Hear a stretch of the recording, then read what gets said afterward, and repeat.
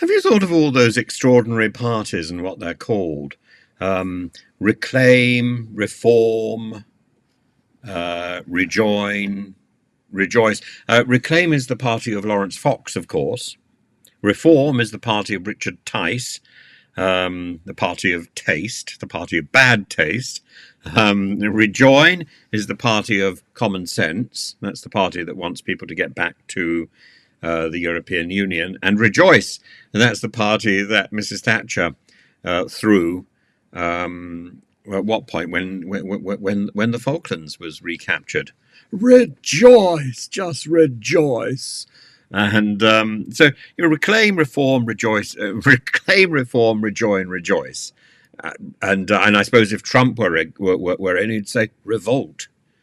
But all these R's, and none of them make very much sense. None of them are really going to get anywhere, except possibly rejoin, which is the inevitable consequence of the process of time. We will have to rejoin Europe. We are part of the continent.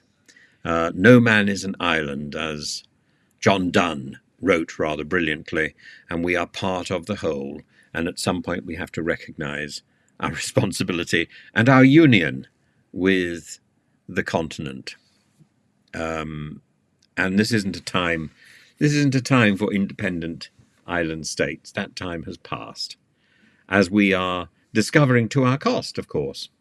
And I'm hoping tomorrow or the next day to interview the fellow who posed with a dolphin and basically stopped Farage in his tracks on his 7th attempt to get into Parliament. This is now his 8th attempt, and John Stevens is still around and still poised with the dolphin. So let's see how he's going to get on with that one. But I think we have reached a time where it is Farage's time. We are in a period of madness, and that is Farage's time. It's like letting in Nero, or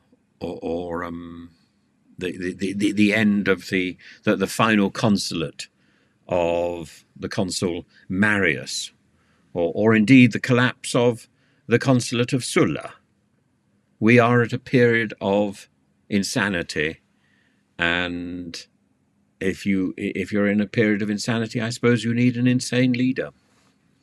And Farage has been standing around waiting for this. I'm just waiting.